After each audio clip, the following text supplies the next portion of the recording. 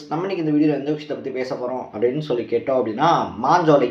நம்ம எல்லாருமே சிட்டிசன் திரைப்படம் பார்த்துருப்போம் இல்லையா? அதில் நக்மா வந்துட்டு ஒரு டைலாக் அப்படின்றத வந்து சொல்லியிருப்பாங்க. நாயர் அத்திப்பட்டி அப்படின்னு சொல்லக்கூடிய ஒரு கிராமமே காணாமல் போயிருக்கு அப்படின்னு சொல்லிட்டு, எக்ஸாக்ட்லி அதே மாதிரியான ஒரு விஷயம் அப்படின்றது தமிழ்நாட்டில் இப்போ நடந்திருக்கு அப்படின்னே சொல்லலாம். கிட்டத்தட்ட 4-5 ஜென்ரேஷன், 4-5 வருஷங்கள் கிடையாது, 4-5 ஜென்ரேஷன் அப்பாவோட அப்பாவோட அப்பாவோட அப்பா அப்படின்ற மாதிரி தாம் பிறந்ததுலேருந்து வளர்ந்த ஒரு கிராமம். அவ்வளோதான், நம்மளுடைய வாழ்க்கை ஃபுல்லாக அந்த கிராமத்தில் இருக்கும் அப்படின்னு சொல்லி நினச்சிக்கிட்டு இருந்தவங்களுக்கு பார்த்தோம் அப்படின்னா, திடீர்னு வந்துட்டு நீங்கள் இங்கேருந்து உடனடியாக கிளம்பியாகணும், இனிமேல் இந்த இடம் இருக்கு இல்லையா, இந்த இடம் உங்களுக்கு சொந்தம் கிடையாது அப்படின்னு சொல்லிட்டு தமிழ்நாடு அரசாங்கம் அறிவிச்சிருக்கக்கூடிய விஷயம் அப்படின்றது அங்கே இருக்கக்கூடிய கிட்டத்தட்ட 500 குடும்பங்களை சேர்ந்த 2100 பேருக்கு தலையில் ரொம்ப பெரிய இடி அப்படின்றது வந்து இறங்கின மாதிரி இருக்கு அப்படின்னே சொல்லலாம். ரொம்ப கஷ்டமான ஒரு விஷயம் என்ன அப்படின்னு சொல்லி கேட்டோம் அப்படின்னா, இதை பற்றி பெரிய அளவில் எங்கேயுமே பேசப்படல. அந்த மக்களுக்காக 2000 மக்கள் இருக்காங்க இல்லையா, அவங்களுக்காக யாருமே அதிகமாக வாய்ஸ் ஓவரும் பண்ணலை அப்படின்றது தான் அப்படின்னே சொல்லலாம். ஸோ அந்த 2100 மக்களுடைய வாழ்வாதாரம் அப்படின்றது இப்போ என்னவா இருக்குது அப்படின்னா, எங்க நாங்கள் ஒரு 4-5 ஜென்ரேஷனாக இங்கேயே வந்து வாழ்ந்துட்டோம், இப்போ திடுதிப்புன்னு எங்களை இங்கேருந்து போக சொல்கிறாங்க. நாங்கள் கும்பிட்ட சாமி இருக்கு இல்லையா, கும்பிட்ட சாமியினுடைய கோயில்கள் அப்படின்றது இங்கே இருக்குது, எங்களுடைய ஓட்டர் ஐடியிலேருந்து எங்களுடைய அடிப்படை உரிமைகள் எல்லாமே இங்கே இருக்குது, நாங்கள் படித்த ஸ்கூல் இங்கே இருக்குது, எங்கள் முன்னோருடைய சமாதி அப்படின்றது இங்கே இருக்குது, எங்களுடைய வீடுகள் இங்கே இருக்குது, எல்லாத்தையுமே விட்டுட்டு திடுதிப்புன்னு இங்கேருந்து நீங்கள் ஒரு 15 நாளுக்குள்ளே காலி பண்ணணும் அப்படின்னு சொன்னால் நாங்கள் எங்கே போவோம் அப்படின்றது தான் அந்த மக்களுடைய கேள்விகளாக இருக்குது. நம்ம முன்னாடியே சொன்ன மாதிரி அத்திப்பட்டியின் ரியல் லைஃப் அப்படின்னே சொல்லலாம். ஸோ அந்த அளவுக்கு பார்த்தோம் அப்படின்னா, அவங்கள காலி பண்ணுறதுல தமிழ்நாடு அரசாங்கம் ரொம்ப மும்முரமாக இருக்காங்க. அதுக்கு ரொம்ப முக்கியமான காரணம் என்ன அப்படின்னு சொல்லி கேட்டோம் அப்படின்னா, அந்த ஏரியா இருக்கு இல்லையா, அதை வந்துட்டு பார்த்தோம் அப்படின்னா சரணாலயம் அந்த மாதிரியான இடமா வந்துட்டு அனௌன்ஸ் பண்ணுறோம் அப்படின்றதா தான் இருக்குது. பட் அந்த மக்கள் முன்வைக்கக்கூடிய விஷயம் என்ன அப்படின்னு சொல்லி கேட்டோம்னா, நிறைய இடங்களில் வந்துட்டு விலங்குகள் இருக்கு இல்லையா, வன விலங்குகள்லாம் உள்ள போந்து மக்களை தாக்குறது, இந்த மாதிரியான இன்சிடென்ட்ஸ் அப்படின்றத தொடர்ந்து நிறைய இடங்களில் நடக்குது. இங்கே அந்த மாதிரி ஒரு விஷயம் கூட நடந்தது இல்லை அப்படின்னும் போது எங்களை ஏன் வந்துட்டு அரசாங்கம் வெளியேற்றுறாங்க? அது மட்டும் இல்லாமல் இந்த எஸ்டேட் இருக்கு இல்லையா, அது வந்துட்டு குத்தகை முடிஞ்சிருச்சு அப்படின்னு சொல்லிட்டு தான் வந்துட்டு எங்களை வெளியேற்றுறாங்க. அப்போ அரசாங்கமே வந்துட்டு அந்த விஷயம் இருக்கு இல்லையா, அதை வந்துட்டு பண்ணலாமே, 2100 பேர் இருப்போம், நாங்கள் இனிமேல் வெளியே போய் என்ன வேலை கற்றுக்க முடியும் அப்படின்னு சொல்லிட்டு அடுத்தடுத்த கேள்விகள் அப்படின்றத அரசாங்கத்துக்கு முன்னாடி வச்சுருக்காங்க. ஸோ அந்த 2100 பேருடைய நிலைமை அப்படின்றது என்ன அப்படின்றத தான் பேச போகிறோம். கொஞ்சம் இமேஜின் பண்ணி பாருங்கள். நீங்கள் வந்துட்டு இப்போ உங்கள் ஏரியாவில் நேட்டிவில் இருக்கீங்க அப்படின்னு வச்சுக்கோங்க, இல்லைன்னா ஒரு இடத்துல போயிருக்கீங்கன்னு வச்சுக்கோங்களேன். திடீர்னு உங்கள் வீட்டுக்கு ஒரு நோட்டீஸ் வருது, நீங்கள் அடுத்த 15 நாளில் இங்கேருந்து காலி பண்ணி போயிடணும் அப்படின்னு சொல்லிட்டு. என்ன பண்ணுறதுனே புரியாது இல்லையா? எல்லாமே இங்கே இருக்குது, என் சொந்தக்காரங்க இங்கே இருக்காங்க, எல்லாருமே இங்கே இருக்காங்க, திடீர்னு வந்துட்டு நீ என்னை விட்டு போன்னு சொன்னால் எதுக்காக போக சொல்கிற அப்படின்னு சொல்லிட்டு ஒரு கேள்வி வரும் இல்லையா? அதே கேள்விகளோட தான் அந்த 2100 பேருமே இருக்காங்க. ஸோ என்ன தான் நடக்குது மாஞ்சோலையில், மாஞ்சோலையுடைய வரலாறு அப்படின்றதான் என்ன அப்படின்னு சொல்லி பேச போகிறோம். அதுக்கு முன்னாடி நம்ம சேனலுக்கு நீங்கள் புதுசாக வந்திருந்தீங்க அப்படின்னா, இதே மாதிரி அப்பப்போ அப்டேட்டாக போயிட்டுருக்கூடிய விஷயங்கள் இருக்கு இல்லையா, அது கரண்ட் அஃபேர்ஸாக இருந்தாலும் சரி, பாலிடிக்ஸாக இருந்தாலும் சரி, ஸ்போர்ட்ஸாக இருந்தாலும் சரி, இதே மாதிரி அப்பப்போ அப்டேட்டாக போயிட்டு இருக்கக்கூடிய விஷயங்களை நீங்கள் தொடர்ந்து தெரிஞ்சுக்கணும் அப்படின்னு ஆசைப்பட்டீங்கன்னா மறக்காம சேனலை சப்ஸ்கிரைப் பண்ணிக்கோங்க. ஃபர்ஸ்ட் ஆஃப் ஆல், மாஞ்சோலையுடைய வரலாறு அப்படின்றது பார்த்தோம் அப்படின்னா, கிட்டத்தட்ட இந்த ஜமீன்தாரர்கள் காலம் இருக்கு இல்லையா, அப்போ வந்து ஸ்டார்ட் பண்ணப்பட்டுச்சு அப்படின்னு தான் சொல்கிறாங்க.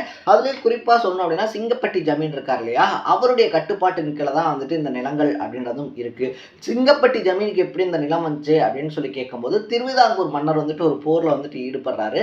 அந்த போரில் வந்துட்டு சிங்கப்பட்டி ஜமீன் என்ன பண்ணுறாருன்னா, தன்னுடைய சேனைகள் அப்படின்றத வந்துட்டு அவங்களுக்காக அனுப்புறாரு, அவங்க வின் பண்ணணும் அப்படின்னு சொல்லிட்டு. அப்படி போன இடத்துல சிங்கப்பட்டி ஜமனுடைய இளவரசர் அந்த போரில் இறந்து போயிடுறாரு. இதுக்கு வந்துட்டு ஈடு கட்டணும், இதுக்கு வந்துட்டு ஏதாவது பண்ணணும் அப்படின்னு சொல்லி நினச்ச அந்த திருவிதாங்கூர் அரசாங்கம் என்ன பண்ணுறாங்கன்னா, கிட்டத்தட்ட 74,000 ஏக்கரை வந்துட்டு அவங்க இருக்காங்க இல்லையா சிங்கம்பட்டி ஜமீன், அவங்களுக்கு வந்துட்டு கொடுக்குறாங்க. ஸோ இது மொத்தமே சிங்கம்பட்டி ஜமீன் கிட்ட தான் வந்துட்டு இருக்குது. அதுக்கப்புறமா ஒரு சில வருஷங்கள் ஓடினதுக்கப்புறமா அதே சிங்கம்பட்டியை சேர்ந்து இன்னொரு இளவரசரான சிவசுப்பிரமணிய சங்கர தீர்த்தபதி அப்படின்றவர் என்ன பண்ணுறாருன்னா, சென்னையில் போய் படிக்கும்போது அந்த காலேஜினுடைய துணை முதல்வரை வந்துட்டு கொலை பண்ணிடுறாரு. ஸோ அப்போ தான் வந்துட்டு பார்த்தோம் அப்படின்னா, இப்போ வந்துட்டு குத்தகைக்கு எடுத்திருக்கக்கூடிய நிறுவனம் இருக்காங்க இல்லையா, அந்த நிறுவனம் வந்துட்டு உள்ள வராங்க அப்படின்னே சொல்லலாம். ஸோ அந்த நிறுவனத்தோட பேர் பார்த்தோம் அப்படின்னா Bombay Burma trading corporation limited அப்படின்றதா தான் இருக்குது. ஸோ இந்த Bombay Burma trading corporation limited இருக்காங்க இல்லையா, அவங்க தான் வந்துட்டு ஒரு வக்கீலை போட்டு அந்த இளவரசரை வந்துட்டு வெளியே கொண்டு வராங்க. அவர் வந்துட்டு பண்ண தப்பெல்லாம் அக்செப்ட் பண்ணிக்கிறாரு. இருந்தாலும் வந்துட்டு பார்த்தோம் அப்படின்னா, ஒரு இளவரசரை வந்துட்டு உள்ளே விட்டுறக்கூடாது, ஜெயிலுக்குள்ளே இருந்துடக்கூடாது அப்படின்னு சொல்லிட்டு ஒரு வக்கீல்லாம் போடுறாங்க. அந்த வக்கீல் பாம்பே பர்மா ட்ரேடிங் கார்பரேஷனை சேர்ந்தவர் அப்படின்னு சொல்லப்படுது. ஸோ இதனால தான் இந்த பாம்பே பர்மா ட்ரேடிங் கார்பரேஷன் இருக்காங்க இல்லையா, அவங்களுக்கு வந்துட்டு 99 வருஷத்துக்கு வந்துட்டு குத்தகை அப்படின்றது வந்துட்டு கொடுக்குறாங்க. அப்பார்ட் ஃப்ரம் தட் அதுக்கப்புறமா என்ன ஆகுது அப்படின்னு சொல்லி கேட்டோம் அப்படின்னா, இந்தியா விடுதலைலாம் அடைஞ்சதுக்கு அப்புறமா இந்த மன்னர்களுடைய ஆட்சியெல்லாம் இருக்கு இல்லையா, ஜமீன்தார்களுடைய ஆட்சியாக இருந்தாலும் சரி, ஜமீன்தார்களுடைய நிலமாக இருந்தாலும் சரி, இதெல்லாம் வந்துட்டு கையகப்படுத்துறாங்க. அப்படி கையகப்படுத்தும் போது சிங்கப்பட்டி ஜமீனுடைய இடம் அப்படின்றதையும் கையகப்படுத்துறாங்க. But Bombay Burma trading corporation என்ன சொல்றாங்க அப்படின்னா, நாங்கள் 99 வருஷத்துக்கு வந்துட்டு குத்தகை அப்படின்றத எடுத்திருக்கோம். கிட்டத்தட்ட 8000 ஏக்கருக்கு பக்கத்தில் வந்துட்டு எடுத்து வச்சிருக்கோம். ஸோ இந்த நிலங்கள் அப்படின்றது குத்தகை முடிகிற வரைக்கும் எங்களுக்கு தான் சொந்தம் அப்படின்னு வந்து சொல்றாங்க. அன்னைக்கு இந்திய அரசாங்கமும் இதை என்ன பண்றாங்க அப்படின்னா, சரி ஓகே அவங்க குத்தகைக்கு எடுத்திருக்காங்க, முறையா அதுக்கான விஷயங்கள் அப்படின்றதெல்லாம் இருக்கு அப்படின்னு சொல்லிட்டு அந்த குத்தகை காலம் முடிகிற வரைக்கும் நீங்க வந்துட்டு யூஸ் பண்ணிக்கலாம் அப்படின்னு வந்து சொல்றாங்க. ஸோ எடுத்தது வந்து என்னதான் ஒரு 8000 ஏக்கர் வந்துட்டு அவங்க குத்தகைக்கு எடுத்திருந்தாலும் கூட அதுல 1000 ஏக்கர்ல மட்டும்தான் வந்துட்டு தேயிலை தோட்டம் அப்படின்றத உருவாக்குறாங்க. அந்த தேயிலை தோட்டத்துக்கு வேலைக்காக கொண்டு வரப்பட்டவங்களுடைய சந்ததி தான் இப்ப இருக்கக்கூடிய மக்கள் அப்படின்னே சொல்லலாம். ஸோ திருநெல்வேலி மாவட்டத்தில் இருக்கக்கூடியவங்களா இருந்தாலும் சரி, இல்லை கேரளாவில் இருக்கக்கூடியவங்களா இருந்தாலும் சரி, அங்க இருக்கக்கூடிய மக்கள் எல்லாத்தையுமே கொண்டு வந்து பார்த்தோம் அப்படின்னா இங்க வேலைக்காக கொண்டு வராங்க. 1000 ஏக்கர்ல தோட்டம் அப்படின்றது இருந்தாலும் கூட 500 ஏக்கர்ல பார்த்தோம் அப்படின்னா அந்த மக்களுக்கான வீடுகள் அப்படின்றதும் கட்டித்தரப்படுது. நமக்கு புரியுற மாதிரி சொல்லணும்னா பரதேசி படம் பார்த்துருப்போம் இல்லையா, ஸோ அதில் என்ன சுச்சுவேஷனோ அதே சுச்சுவேஷன் தான் அப்படின்னே சொல்லலாம். அப்படி இருந்த சுச்சுவேஷனில் தான் 1999 வந்துட்டு 70 ரூபாயா இருந்து தங்களுடைய சம்பளத்தை வந்துட்டு 100 ரூபாயா ஏற்றி கொடுக்கணும் அப்படின்னு சொல்லிட்டு அந்த மாஞ்சோலை மக்கள் இருக்காங்க இல்லையா, அவங்க ஒரு ரொம்ப பெரிய போராட்டம் அப்படின்றத பண்ணி கலெக்டர் ஆஃபீஸை முற்றுகையிடுறதுக்காக போகிறாங்க. ஸோ அங்கே பார்த்தோம் அப்படின்னா போலீஸ்காரங்களுக்கும் இவங்களுக்கும் இடையில ரொம்ப பெரிய பிரச்சனை அப்படின்றதெல்லாம் வெடிக்குது. இதையும் தாண்டி ஒரு சிலர் என்ன பண்ணுறாங்கன்னா கலெக்டர் ஆஃபீஸை நோக்கி போகும்போது போலீஸ் ரொம்ப பெரிய அளவில் தடியடி அப்படின்றத நடத்ததுனால எல்லாம் தாமிரபரணி ஆற்றுக்குள்ளே இறங்குறாங்க. ஸோ ஒரு சிலர் தப்பிச்சிட்டாலும் பார்த்தோம் அப்படின்னா கிட்டத்தட்ட 17 பேர் வந்துட்டு அன்னைக்கு சுச்சுவேஷனில் தாமிரபரணி ஆற்றுலேயே மூழ்கி செத்து போகிறாங்க. இது வந்துட்டு மாஞ்சோலைக்கு பின்னாடி இருக்கக்கூடிய ரொம்ப பெரிய அழிக்க முடியாத, அதே நேரத்தில் இன்னை வரைக்கும் மறக்க முடியாத ஒரு சோகமான வரலாறு அப்படின்னு சொல்கிறாங்க. இது அன்னைக்கு ரொம்ப பெரிய அளவில் மாஞ்சோலையை பற்றி மக்கள் பலராலையுமே பேசப்பட்ட ஒரு விஷயம். அதுக்கப்புறமா எந்த விஷயமுமே பெரிய அளவில் பேசப்படாமல் இருந்துச்சு. திடுதிப்புன்னு பார்த்தோம் அப்படின்னா 2018 இருக்கு இல்லையா, அப்போ வந்துட்டு மறுபடியும் இந்த வழக்குகள் அப்படின்றதெல்லாம் போகிறாங்க. ஏன்னா அதுக்கு முன்னாடி பார்த்தோம்னா தமிழ்நாடு அரசாங்கம் வந்துட்டு அந்த பகுதிகள் இருக்கு இல்லையா, அந்த பகுதிகள் எல்லாத்தையுமே வந்துட்டு காப்பு காடாக வந்துட்டு அனௌன்ஸ் பண்ணுறாங்க. அதாவது சரணாலயம் மாதிரியான பகுதிகள், முதுமலை இருக்கு இல்லையா, ஸோ அந்த மாதிரியே இதையும் பார்த்தோம் அப்படின்னா புலிகள் நடமாட்டம் அதிகமாக இருக்கிறதுனால அப்படி வந்துட்டு அனௌன்ஸ் பண்ணுறாங்க. இதுக்கு அகைன்ஸ்டாக அந்த பாம்பே பர்மா ட்ரேடிங் கன்சல்டிங் இருக்காங்க இல்லையா, அவங்க என்ன பண்ணுறாங்க அப்படின்னா கோர்ட்டுக்கு போகிறாங்க. இந்த மாதிரி 99 வருஷம் வந்துட்டு எங்கள்கிட்ட இருக்குது அப்படின்னு சொல்லும்போது 2028 இதுக்கான குத்தகை அப்படின்றது முடியுது. முடிஞ்சதுக்கு அப்புறமா இதை வந்துட்டு நீங்கள் கவர்மெண்ட் கிட்ட ஒப்படைச்சிடணும் அப்படின்னு சொல்லி நீதிமன்றம் தீர்ப்பு போடுறாங்க. இந்த உத்தரவு வந்துட்டு அங்கே இருக்கக்கூடிய மக்கள் யாருமே எக்ஸ்பெக்ட் பண்ணல அப்படின்னே சொல்லலாம். என்னடா இது இப்படி வந்துட்டு வந்துருச்சு, நம்ம எங்கே போக போகிறோம் அப்படின்னு சொல்லிட்டு. இருந்தாலும் அதுக்கடுத்து அந்த பேச்சுகள் இருக்கு இல்லையா, அது வந்துட்டு பெரிய அளவில் வரல. இதனால மக்கள் வந்துட்டு ஒரு அளவுக்கு இருக்காங்க, சரி ஓகே இதை கண்டுக்க மாட்டாங்க, அப்படியே விட்டுருவாங்க போல அப்படின்னு சொல்லிட்டு. பட் லாஸ்ட் 6 மாசமா பார்த்தோம் அப்படின்னா மறுபடியும் இந்த இஷ்யூ அப்படின்றது பூதாகரம் ஆகுது. ரொம்ப பெரிய அளவுகளில் பார்த்தோம் அப்படின்னா பேசப்படுது. அதுக்கப்புறமா மாஞ்சோலையை பற்றி பார்த்தோம் அப்படின்னா மாஞ்சோலையை தமிழக அரசாங்கம் இருக்காங்க இல்லையா, தமிழக அரசாங்கம் வந்துட்டு கையகப்படுத்துறதுக்கான நடவடிக்கைகள் அப்படின்றத இறங்குறாங்க. ஜூன் 14ஆம் தேதி பார்த்தோம் அப்படின்னா அங்கே கடைசி ஒர்க்கிங் டே அப்படின்னு சொல்லியும் அனௌன்ஸ் பண்ணப்படுது.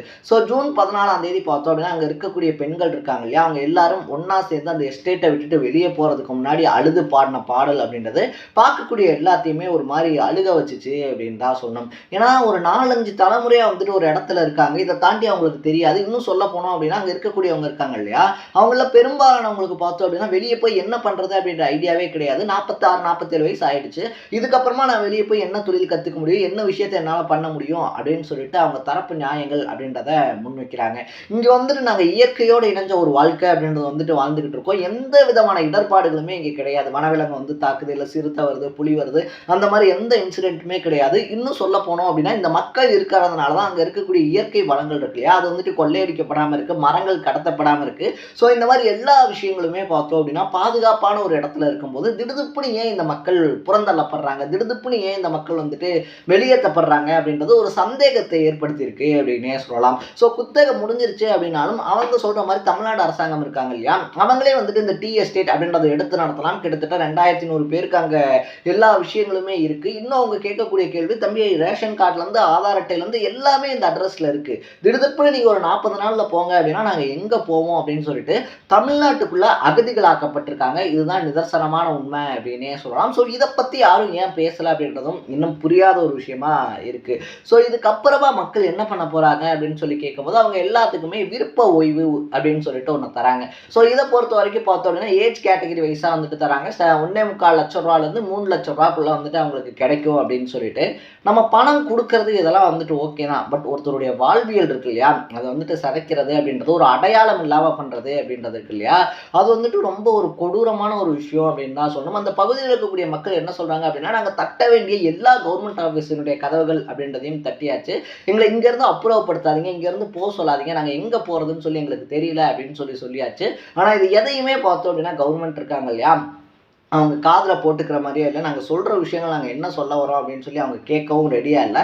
ஸோ என்ன பண்ண போகிறோம்னு சொல்லியே தெரில அப்படின்னு சொல்லிட்டு நிர்கதியாக நிற்கிறாங்க அப்படின்னே சொல்லலாம். அந்த மக்கள் ஆல்மோஸ்ட் வெளியேறவும் ஆரம்பிச்சிட்டாங்க. ஒரு சிலர் வந்துட்டு அகெயின்ஸ்டாக நின்னாலும் கூட எதுவுமே முடிவில்லை, அவ்வளோதான் முடிஞ்சு போச்சு அப்படின்றத அக்செப்ட் பண்ணிவிட்டு அந்த விருப்ப ஓய்வு இருக்கு இல்லையா, அதில் சைனும் பண்ணிட்டாங்க அப்படின்னு சொல்லப்படுது. ஸோ இந்த மாதிரியான டைமில் நம்ம அந்த மக்களுக்காக நிற்கிறது எனக்கு தெரிஞ்சு சரியான ஒரு விஷயமா இருக்கும் அப்படின்னு சொல்லி நினைக்கிறேன். நம்ம கிட்டத்தட்ட ஒரு 1000, 1500 வீடியோ அப்படின்றது வந்துட்டு போட்டோம். ஸோ இந்த வீடியோ எனக்கு தெரிஞ்ச அந்த 2100 மக்களுக்கு ஒரு நல்ல விஷயமா மாறணும் அப்படின்ற நோக்கத்தோடு வந்துட்டு உருவாக்கப்படுது.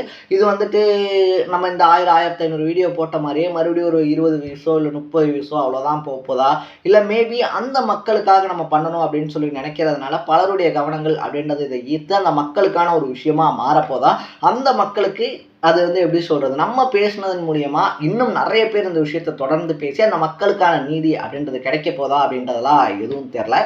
பெருசாக கடவுள் மேலே நம்பிக்கை இல்லை அப்படின்னாலும் இயற்கை மேலே கொஞ்சமாக நம்பிக்கை இருக்குது. நான் என்ன பண்ணணும் அப்படின்னு சொல்லி நினச்சினோம், அதை நான் பண்ணிட்டேன். இந்த செகண்டோட இந்த வீடியோ அப்படின்றதும் முடிய போகுது.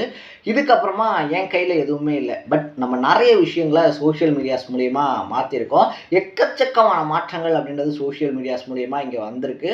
ஸோ இதை பார்க்கக்கூடிய எல்லாரும் மாஞ்சோலையை பற்றி பேச ஆரம்பிங்க. அங்கே இருக்கக்கூடிய மக்கள் இருக்காங்க இல்லையா, அவங்களுக்கு ஏதாவது ஒன்று கிடைக்கணும். கிட்டத்தட்ட 2100 பேர் எல்லா விஷயங்களையும் அழிச்சிட்டு அகதிகளாக மாற போகிறாங்க அப்படின்றத கொஞ்சமாவது ரியலைஸ் பண்ணுங்கள். அவங்களுக்கு என்ன கிடைக்கணும் அப்படின்றது இருக்கோ அவங்க அந்த இடத்துலையே இருக்கணும். அவங்களுடைய வாழ்வியல் அப்படின்றது இன்னும் அழகாக இருக்கணும். அதை தாண்டி இது ஏன் வந்துட்டு இவ்வளோ பெருசாக அந்த மக்களை உடனடியாக வந்துட்டு புறக்கணிக்கிற அளவுக்கு அங்கே என்ன நடக்குது அப்படின்றதும் நம்ம தெரிஞ்சுக்கணும்.